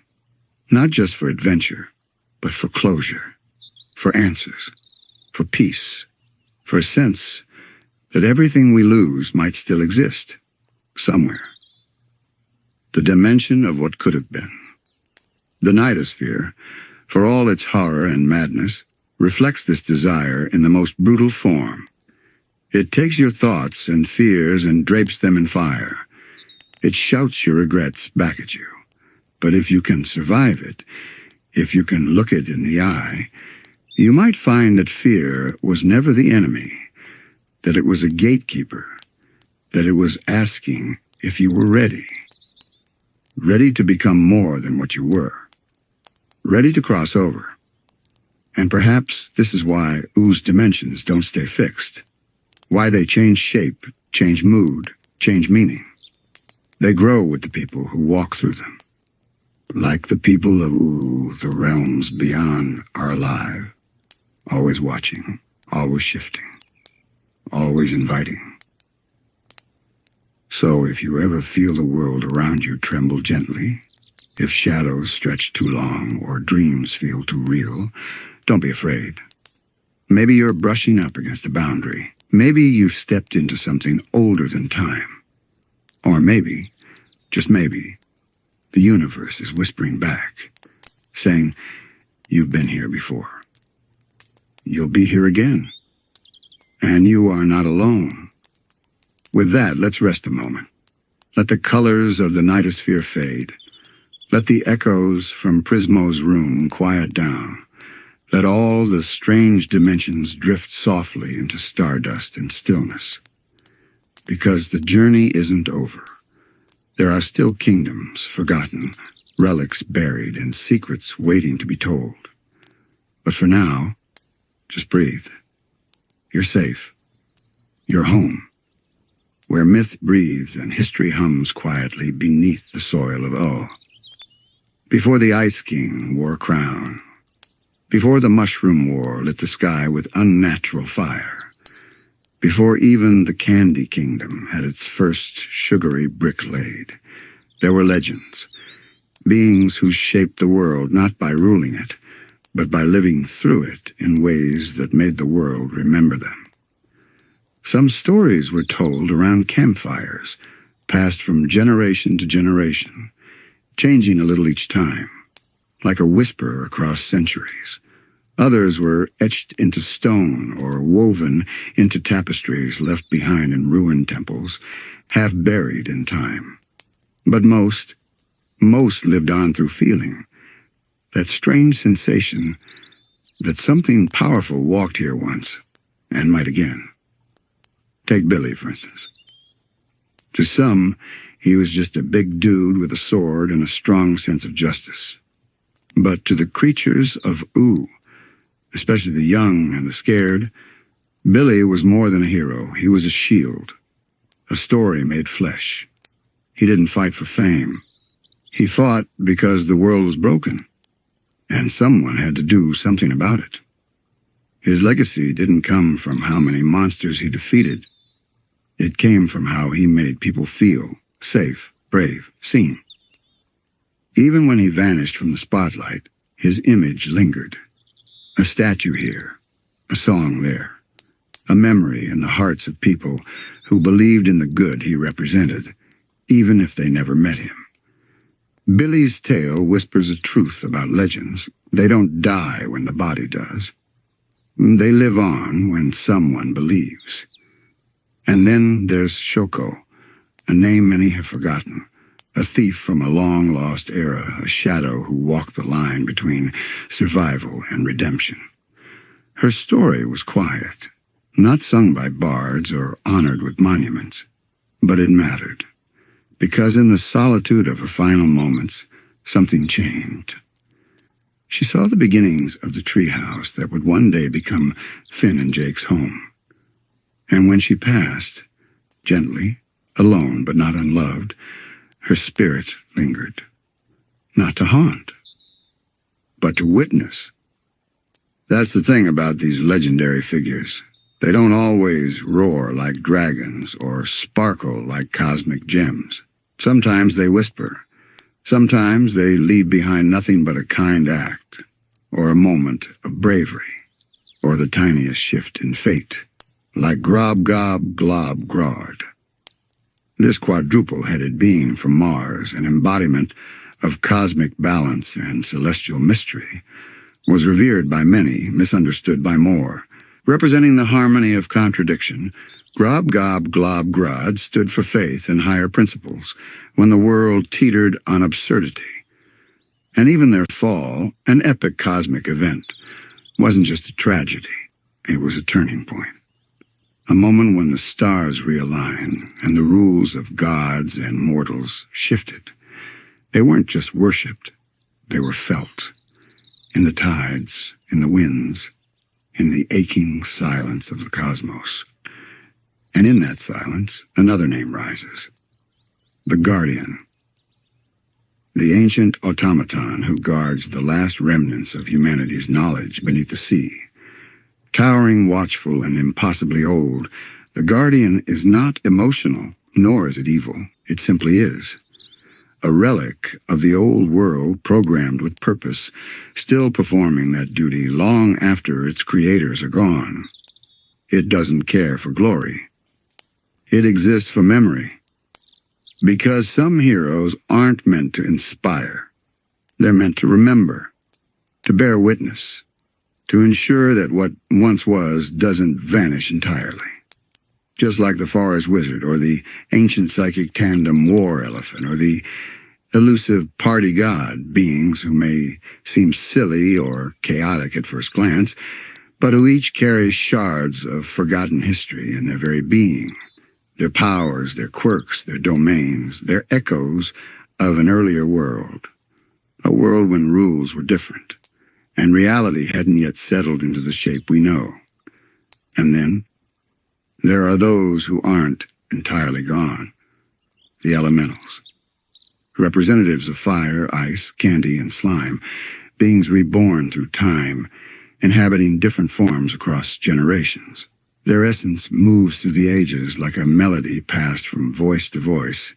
Princess Bubblegum, Flame Princess, Patient St. Pim, Slime Princess. Each of them bears not just power, but ancestral memory, something deeper than thought, something old. Each is a shard of something once whole, something we might never fully understand. The story of the elementals reaches so far back that it stops feeling like a story and starts feeling like myth written into nature itself. Imagine a time when fire didn't just burn, but spoke, when ice didn't only freeze, but remembered. These elementals weren't just rulers, they were forces, living symphonies of emotion and matter. They weren't always in harmony. They clashed, trembled, rose and fell. Entire civilizations were shaped around their alliances, their rivalries, their awakenings. And even now, though they wear new faces and speak new words, you can feel their ancient presence stirring just beneath the surface. Patient St. Pim with her cold, detached wisdom. Flame Princess with her fierce independence, learning how not to destroy herself in the process. And Princess Bubblegum, so often rational and controlled, still carries that uncanny sweetness that's both enchanting and a little terrifying. Because candy, after all, shouldn't rule, but it does. And that's part of the mystery. Oo's legendary beings aren't always heroic. Some are tragic. Some are unfinished stories. Like Simon Petrikov, once an ordinary man, now a myth twisted in ice. His transformation into the Ice King is one of the most painful and poignant in all of Oo's history. He was a scholar, a lover of knowledge, a protector of a little girl who would one day become a vampire queen. But the crown, cursed and ancient, didn't care for love or loyalty. It wanted power. It fed on Simon's mind like frost creeping across glass, slowly erasing him until all that remained was a figure of comedy and sadness. And yet, the memory of who he was never fully died. It lingered in small acts, in scribbled notes, in fractured lullabies, in the way he looked at Marceline and didn't quite know why he cared so deeply. Even in madness, some part of Simon held on. That spark, tiny, flickering, fragile, is what makes him a legend. Not because he was strong, but because he resisted being forgotten. That, in many ways, is the thread binding all these ancient heroes. They aren't remembered because they were flawless. They're remembered because they were witnesses to the deepest truths of their time. Some fought evil, some fell into it, some simply endured. There's Marceline herself, of course, a half-demon, half-vampire girl who lived through everything. War, loss, survival, solitude. She has worn more identities than most beings have had dreams. A queen of the night, a daughter of the underworld, a punk rocker with an axe base and a 1,000-year ache. Marceline feels like a living relic, yet she's so fiercely present, so human, so full of contradiction. She drinks red, not blood. She fears being forgotten more than any blade. She hides her vulnerability beneath bravado, yet when she sings, oh, when she sings, it's like hearing the history of Ooo hum through every note. Her songs are soft time machines, her silence a museum. And still, she walks forward, holding memory like a sword. Then we have Hunson Abadir, her father, the Lord of Evil, ruler of the Nightosphere, a being of immense chaotic power, yet deeply awkward in matters of love. He's not evil in the way a villain twirls a mustache. He's evil in the way a storm can't help but flood, in the way darkness doesn't understand why the flower fears it. And yet, he tries, fails spectacularly, but tries. That trying, that struggle to connect, despite millennia of destruction, that makes his presence in Oo's lore not just frightening, but strangely relatable. Because even the most ancient evils were someone's parent, someone's child, someone's attempt to be more than what fate wrote for them. Not all legendary beings are singular entities either. Some are entire species that flicker at the edges of time. The rainicorns, descendants of rainbow dragons who once ruled the skies. The cosmic owls who perch inside dreams and deliver fate as softly as falling feathers. The Martians and their tangled politics and soul quests. And of course, the Lich, whose name is barely whispered. Who isn't just a villain, but a force, like entropy wrapped in bone and green fire. He's what happens when the universe loses hope, when death stops being a passage and becomes a destination. The Lich is the anti-legend, the void into which all stories might fall. And yet even he, once defeated, gives rise to new tales. Because from his ruin, new heroes emerge. New purposes awaken. The world resists the silence. And in that resistance, legends are born. Even Jake the dog, so casual, so funny, so warm, has threads of the mystical running through his blood. A descendant of alien shapeshifters. A being whose powers are as unknowable as they are stretchy. Jake doesn't speak in prophecy or wield ancient swords, but he's there. Through all of it. A constant, a comfort, a protector of stories. Sometimes that's the most heroic thing of all. To stay, to listen, to walk beside others through the wild maze of time. To understand the full scope of these ancient beings is to realize that heroism in the Land of Ooo rarely looks like a tidy tale. It's messy, layered, full of false starts and quiet revelations. Take Finn the human.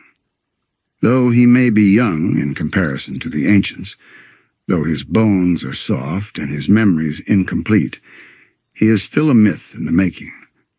The last confirmed human in Ooo for time, raised by a magical dog and nurtured by tales of glory, Finn stepped into a world already drowning a legacy, and yet he didn't flinch. He picked up a sword and started writing his own legend with every swing. What makes Finn legendary isn't just his bravery, it's his curiosity, his yearning to understand what came before. He digs up ruins, talks to ghosts, visits the realm of death, befriends cosmic entities and questions their intentions. He doesn't blindly accept the roles laid out for him, he asks, why? And in those questions, he becomes not just a warrior, but a bridge, a link between what was and what could be. Finn is living proof that legends don't always have to be ancient. They can be born in real time, one choice at a time, one friendship at a time.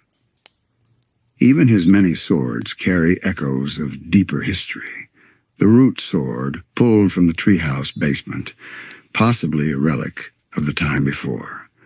The demon blood sword, forged from his father's spine, a literal weapon of legacy. And the grass sword, cursed and sentient, eventually merging with Finn in a way that speaks volumes about the symbiosis between person and power. These weapons aren't just tools, they're chapters. Each one tells a story of pain, growth, and identity, just like the heroes who wield them. And then we have those odd little corners of Ooo that hide greatness in strange shapes. The ancient psychic tandem war elephant, for instance. What a name! And yet, this bizarre, floating, glowing entity, summoned during a moment of desperation, turned out to be a powerhouse of grace and compassion. It refused violence. It offered peace. And when war broke out, regardless, it wept. Its sorrow, quiet and surreal, echoed louder than any roar. That's a pattern with many of Oo's ancient beings. They defy expectations. Power doesn't always mean destruction. Wisdom doesn't always mean cold detachment. And identity, it's rarely fixed. Like the Time Room's Prismo, a wishmaster who exists in a cozy bachelor pad at the edge of all possibility. Prismo doesn't bark commandments or deal in riddles. He lounges. He offers pickles. And yet, his role in the multiverse is colossal. He maintains balance not through force but vibe, through kindness and the rare power of empathy. In his stillness, there's gravity. He's one of the few who treats Finn and Jake not as pieces on a board, but as people. And that's perhaps what gives his presence such lasting weight. He sees the humanity behind the myth. Even the cosmic owl, guardian of prophetic dreams, appears with a kind of lonely melancholy. He delivers visions that shape destinies, but he doesn't choose them. He just shows up, stoic, wordless, a celestial mailman bound by duty older than stars. He reminds us that fate doesn't always come with clarity. Sometimes it arrives with silence and eyes full of stars. We've spoken of gods and monsters, wizards and warriors. But what about the nameless heroes? The ones we never meet. The child who hid from the Lich and lived to tell a tale. The scientist who left behind just one functioning robot with a heart. The candy citizen who made the first batch of healing sugar. The bard who sang through the blackest night to keep hope alive. Ooo is filled with them. Quiet echoes. Footprints that don't make a sound. Legends not remembered by name but felt like warmth on a cold day. And we can't forget tree trunks. Yes, the tiny elephant with the southern drawl and an appetite for apple pie. On the surface, she's adorable, quaint. But peel back the layers and you find a rebel, a gem smuggler, an interdimensional traveler, and a being who has stared into the very fabric of reality and returned with her sweetness intact. Her love life alone could fill volumes. She married a pig, had a child with an alien, and once helped stop an apocalypse, all between baking pies. And she never lost her kindness. In many ways, Tree Trunks is proof that greatness isn't always loud. Sometimes it smells like cinnamon and comes with a wink. This segment wouldn't be complete without mentioning Shermie and Beth, figures glimpsed only at the very end of Adventure Time's timeline. Who are they? Heirs to Finn and Jake's spirit? Echoes of past lives? Or simply the next generation, picking up where others left off? We don't know. But they stand beneath the same tree. They hold the same sword. And that's the most legendary thing of all, continuity. That the cycle of heroism, of kindness, courage, wonder, and the occasional burrito keeps spinning. New souls step into old shadows and make them dance. When we step back and look at all these figures, not just the powerful, but the peculiar, the quiet, the misunderstood, it becomes clear that the legends of Ooo are not linear. They don't start with one hero and end with another. They are circular, echoing across time like ripples in an eternal pond. Every generation builds upon the last. Every choice, even the small ones, especially the small ones, adds to the myth. When BMO dances in the dark to comfort himself, that's legend. When Lumpy Space Princess forgives a friend even while being ridiculous, that's legend too. Not because they're perfect, but because they're trying. And trying, in a broken world, is a kind of magic in itself. The heroes of Ooo are born not only from grand quests, but from soft refusals. Refusing to become bitter, refusing to give up, refusing to let go of love in a world that constantly burns it down. There's power in resisting despair, in choosing joy despite it. Even the villains, those who sow chaos, fear, or domination, exist to give these choices meaning. They are the firelight that casts the shadows. Without them, heroism wouldn't shine so brightly. And so we remember them all. We remember Billy, the gentle giant who fought evil with quiet wisdom and whose passing broke Finn's heart wide open. We remember Minerva, Finn's mother, who gave up her body to become a guardian spirit of a new human colony. Her sacrifice is not loud, but it echoes in every safe breath her people take.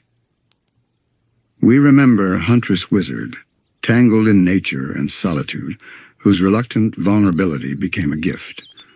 Her connection to Finn is not a story of happy endings. It's one of mutual recognition. Two adventurers chasing something ancient and wild, both trying to find themselves in a world filled with noise. We remember Betty Groff, Simon's lost love, who ventured into madness, magic, and time itself to save him. Her journey was messy, unfinished, and profoundly human. Her love became her legend, even when it cost her everything. And most of all, we remember that legends are living things. They're not locked in stone. They move, breathe, evolve, just like people, just like dreams. You don't need to carry a sword to be part of that lineage. You just have to care, to keep the stories alive, to look up at the stars and wonder what came before and what still waits just over the horizon. Because somewhere, out there, someone else will pick up the thread.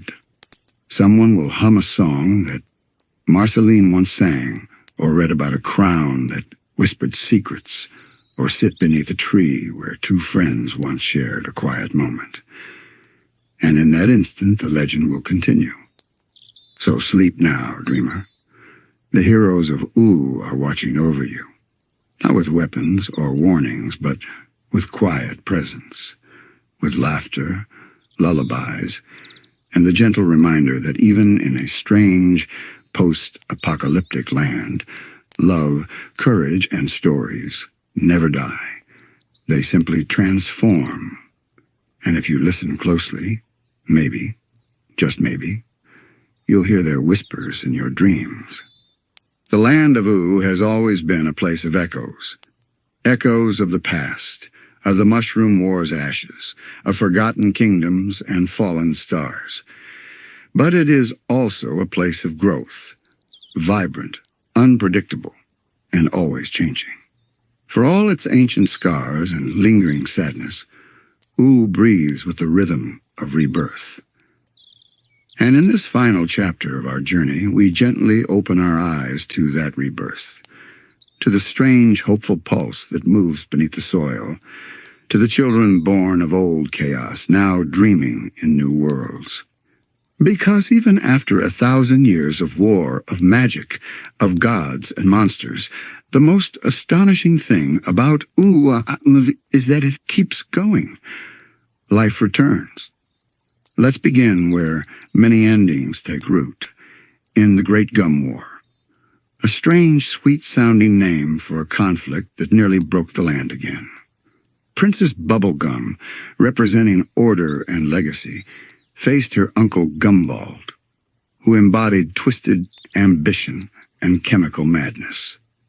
Their war wasn't just about territory, it was about identity, about history itself trying to rewrite its narrative. But when the battle reached its peak, it was not a weapon that stopped it. It was a song. A soft, emotional lullaby sung by BMO cracked the rhythm of violence and let stillness in. In that moment, history blinked. The war dissolved into peace, and somehow again, Ooo survived. Not because it overpowered destruction, but because it outloved it. That's the rhythm of rebirth in Ooo. It doesn't happen with fanfare. It happens in quiet, strange ways, in forgiveness, in resilience, in the tiny living things that grow between ruins. We see this in the rise of new societies. After the war, pockets of survivors, creatures, and cultures slowly began rebuilding together. What was once a patchwork of kingdoms and queendoms started blending, softening. Candy folk mingled with flame beings. Robots and magical creatures traded ideas. Hybrids were born, not just biologically, but philosophically. Cultures began merging into a strange harmony. And while some areas, like the Ice Kingdom, remained tethered to their sorrow, others blossomed into something entirely new. We see it too in the wastelands. Those once dead zones of nuclear silence are now scattered with life. Mutant beasts roam freely, not as monsters, but as citizens of a world that refuses to flatten. Plants, irradiated but thriving, bend toward the sun with stubbornness. Even the deserts hum with energy, with potential. You can hear it in the wind, the feeling that something ancient has been laid to rest. Yet the past still lingers, doesn't it? Not as chains, but as shadows. Simon Petrikov, formerly the Ice King, walks among the living once more, stripped of the crown that warped his mind. But his trauma remains. His past selves still echo in his dreams.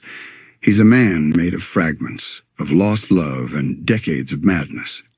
And yet, he tries. He teaches. He listens. He remembers. And in remembering, he helps others see that healing doesn't mean forgetting. It means growing around the pain, like vines through broken stone. In this way, Simon becomes a symbol of Oo's future, not perfect, not polished, but real. We can't talk about the future of Ooo without speaking of the humans. For so long, they were believed to be extinct, ghosts of a world that ended. But then, they returned. From hidden colonies, from sealed sanctuaries. Some of them, like the residents of Founders Island, were preserved in sterile safety, cut off from the wild wonder of Ooo. When they made contact again, it wasn't easy. There were misunderstandings, cultural gaps, but there was also curiosity. And in Finn, the bridge between both worlds, they found hope. The humans brought with them stories, technology, questions. They saw the absurdity of talking candy and shape-shifting animals, and instead of recoiling, they adapted. They laughed, they danced, they began to belong. And in doing so, they didn't conquer Ooo. They became part of its rebirth. As the humans stepped further into Oo's wild tapestry, they didn't try to tame it. Instead, many chose to learn from it, studying the strange biomes, respecting ancient spirits, even befriending magical beings that once would have terrified them. Some of the humans took up farming in the glitter fields, raising crops alongside candy creatures who'd never seen an apple before. Others studied under the tutelage of ancient figures, like Peppermint Butler, who now straddled the line between adorable and terrifyingly knowledgeable in the arcane arts. And in these unlikely collaborations, a quiet kind of future was born. One where magic and science no longer warred, but wove together. Not a perfect harmony, but a dynamic one. A dance of old and new, tradition and curiosity. This blending became even more vivid in the lives of the next generation. Take Shermie and Beth. Young, adventurous, wide-eyed, they live in a distant future, long after Finn and Jake's time. And yet, in their actions, in their dynamic, you can feel the echoes of the legendary duo who came before them. Shermie carries Finn's sword. Beth, the pup princess, shares a spiritual connection with Jake. Their world is unfamiliar, changed, maybe even post-apocalyptic. But it is alive. It is full of relics and ruins, yes, but also renewal. Moss grows thick on old robot heads. Forests reclaim abandoned cities. The world isn't healing in spite of its strangeness. It's healing through it. And the stories? They persist. Somewhere, children still tell tales of the Ice King, though they no longer know his name. Statues of Princess Bubblegum remain, vines curling around her candy-pink face. Even the tale of Marceline's bass guitar has become a kind of myth, its chords now used in lullabies to soothe scared children at night. These legends may be distorted, their details blurry with time, but the heart of them remains: companionship, courage, compassion. And so Oo's future isn't about returning to what once was. It's about evolving. It's about carrying the spark of the past into new and unfamiliar directions, not clinging to tradition, but respecting it as a foundation for imagination. It's here that we must pause and look at the deeper rhythm beneath all of this. The idea of cycles. The world of adventure time is never static. Everything comes in waves. The world ends, and it begins again. Ice melts, fire cools. Kingdoms rise and fall and rise again. It's not linear like a straight road. It's more like a spiral, looping, returning, but always changing in the process. Even death doesn't seem final in Ooo, not really. Spirits linger, souls shift. Cosmic beings watch from beyond the veil. Sometimes they interfere, sometimes they merely observe, as if they're curious how we fragile mortals will carry the story forward. There's a kind of mercy in that. A feeling that nothing is ever truly lost, only transformed. And maybe that's the essence of the future in Ooo. Not utopia, not dystopia, but a living memory, constantly rewritten by those brave enough to dream forward. Somewhere in a quiet meadow, a tree grows over an old sword. The wind hums through its branches, carrying whispers of forgotten battles, lost friendships, and unspoken love. But the tree does not mourn. It reaches upward toward the sun, basking in the present moment. Because even in a land built on layers of loss and legend, life always insists on blooming. This is the feeling that pulses through Oo's future, that no matter how strange or shattered things become, they are never beyond repair. That brokenness isn't the end. It's simply a new canvas. And at the heart of this rebirth, there's something quietly powerful, the ordinary. For all the magical relics and cosmic forces that shape this world, it is the everyday moments that endure the longest. A shared meal between friends, a song sung beneath the stars, a walk through the forest with no destination. These are the moments that outlast kingdoms, the memories that matter when all else fades. Finn understood this in the end. After countless quests, heartbreaks, and transformations, he didn't ascend to godhood or rule a kingdom. He simply lived. He learned. He loved. His story didn't need a grand finale. It was the finale, the kind made of small choices, of forgiveness, of quiet growth. And when he was gone, he left behind not a monument, but a feeling, one that still echoes in the wind. That's the legacy of heroes in Ooo. Not power, not permanence, but permission. Permission to be yourself, however strange or scared or scarred you might be.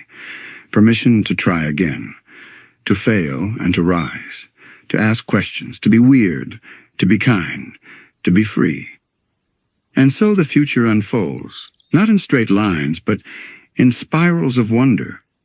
New kingdoms may rise, others may crumble. Creatures may evolve in unimaginable directions. Entire continents may shift. The sun itself may change its hue. But something fundamental will endure. That deep hum beneath all things. The pulse of connection. The magic of story. The resilience of joy. And maybe one day, when Shermie and Beth become stories themselves, someone new will pick up the sword from beneath the tree. Maybe they won't understand its history, not fully, but they'll feel it. The warmth, the weight, the legacy. And they'll carry it forward, not because they have to, but because they want to. Because that's what it means to live in the Land of Ooo. To inherit not just relics or ruins, but hope. Hope disguised as candy, as song, as strange cosmic nonsense. Hope in the form of hugs, of pancakes, of shape-shifting dogs who make you laugh when you want to cry. Hope that whispers, the world is weird, and that's okay. So as we drift now toward sleep, let your mind settle into that world. Not perfect, not predictable, but so very alive. Let the winding paths of Ooo stretch out in your dreams, fields of talking flowers, cities made of glass, oceans that hum lullabies. Let the stars of its sky, once witness to wars and wonder, shine gently on you. Because this world, this strange, sticky, magical mess of a world, survives, and it always will. And as we draw our gaze back from the distant future of Ooo, from Shermie and Beth's daring adventures, from the regrowth of wild forests and whispering ruins, we begin to understand that the Land of Ooo has always been less about the place and more about the spirit. That spirit is resilience. It is weirdness and warmth, chaos and care, absurdity and affection, all bundled together in a landscape stitched from both dreams and scars. Look closer, and you'll find that Ooo was never just a post-apocalyptic oddity or a magical fairy tale gone sideways. It was, and still is, a mirror, one held up to us, reflecting the truths we sometimes forget. That healing is not about erasing the past, but about growing around it. That change is constant, and not something to fear, but to dance with, even if you don't know the steps. That even when the world feels broken beyond recognition, there is still room to laugh, to sing, to begin again. And isn't that the most hopeful thing of all? In the quiet nooks of this world, someone is always building something. A small shelter, a song, a story to pass on. Even in the deepest corners of the multiverse, in the Nightosphere, in forgotten dimensions, in the lonely orbits of cosmic beings, there are flickers of connection, tiny acts of defiance against despair, like BMO who sees play in everything, like Lemongrab who learns slowly, stubbornly to soften, like Marceline who carries her pain like a melody, not a burden, like Princess Bubblegum who learns that control isn't love, and that perfection is a myth not worth chasing, and like Finn and Jake, whose legacy isn't a kingdom or a rulebook, but a friendship that taught everyone around them how to love bravely. Their footsteps are gone now, faded into the soil of a future we may never fully map, but their essence lingers, like stars whose light takes years to reach us, like lullabies sung long after the voice that first sang them has vanished. And so the final truth of the Land of Ooo is this: everything changes, but love remains. And as you drift off tonight, nestled in the quiet hum of this peculiar world, may that thought rest beside you. May the wonders of Ooo, the candy clouds, the mossy ruins, the interdimensional doorways and haunting lullabies fade into your dreams. Let them swirl gently behind your eyes like the stars above the Candy Kingdom. Let them remind you that no matter how strange, how wild, how fractured the world becomes, you belong in it. You are part of the story. And your story, just like Oo's, is still unfolding. Softly now, let go. Let the wind carry you to the treehouse. Let the grass cradle you beneath a pink, glowing sky. Let the voices fade, but the feeling remain. Good night, traveler, and sweet dreams from the Land of Ooo.